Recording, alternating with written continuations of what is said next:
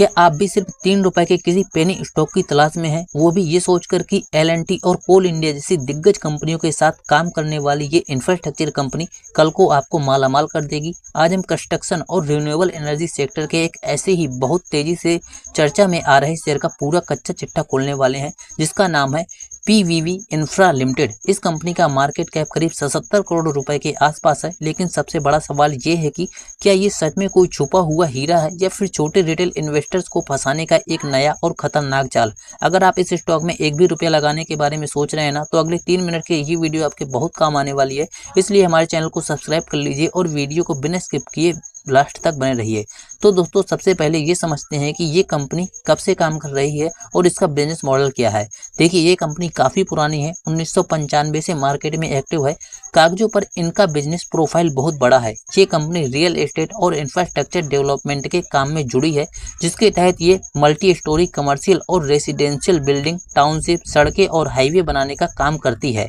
लेकिन इसके साथ ही कंपनी ने एग्रीकल्चर, डेयरी फार्मिंग और हार्लेडे रिसोर्ट्स जैसे सेक्टर्स में भी अपने हाथ फैलाए हुए हैं। कंपनी के इतिहास में एक बड़ा बदलाव तब आया जब इन्होंने प्रशासनिक और बिजनेस सहूलियत के लिए अपने रजिस्टर ऑफिस को आंध्र प्रदेश से शिफ्ट करके सीधे महाराष्ट्र कर दिया।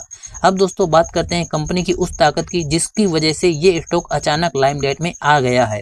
दोस्तों, भले ही ये कंपनी छोटी है, लेकिन इनके पास्ट प्रोजेक्ट और क्लाइंट की लिस्ट बहुत तगड़ी है। ये कंपनी L&T, NTPC, कोल इंडिया, इरकॉन और NCC जैसे भारत के सबसे बड़े सरकारी और प्राइवेट दिग्गजों के लिए काम कर चुकी है। लेकिन सबसे बड़ा धमाका तब हुआ जब कंपनी ने रिन्यूएबल एनर्जी सेक्टर में एक बहुत बड़ा कदम उठाया। इन्होंने ताइवान की ITC सर्विसेज कंपनी लिमिटेड के साथ एक mega strategic technology collaboration sign किया है। यह एग्रीमेंट एक बड़े क्लीन एनर्जी मैन्युफैक्चरिंग प्रोजेक्ट के लिए किया है, जिसके तहत कंपनी को विदेशी और आधुनिक तकनीक का सीधा फायदा मिलने की उम्मीद है।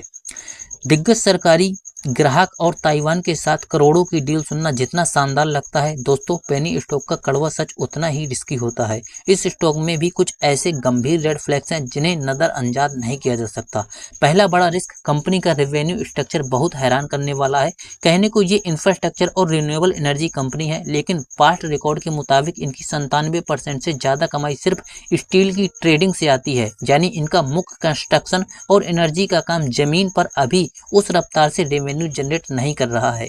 दूसरा बड़ा रिस्क, कंपनी ने पास्ट में बड़े पैमाने पर अपनी ऑथराइज शेयर कैपिटल को बढ़ाया है, शेयरों को 1:2 में सब डिवाइड यानी स्प्लिट किया है और साथ ही करोड़ों रुपए का राइट इशू भी जारी किया है। जब कोई छोटी कंपनी बाजार में लगातार अपने शेयरों की गिनती बढ़ाती है तो इक्विटी डाइल्यूट होने का रिस्क बना रहता है। तो दोस्तों, फाइनली वर्डिक्ट क्या है और आपको क्या करना चाहिए? देखिए, ताइवान की कंपनी के साथ क्लीन एनर्जी की डील और बड़े ग्राहकों का नाम होना अपनी जगह है, लेकिन सिर्फ 3 रुपए का भाव देखकर सीधे आंख बंद करके इसमें अपना सारा कमाई लगा देना, ये कहीं का भी सही तरीका नहीं रहता है।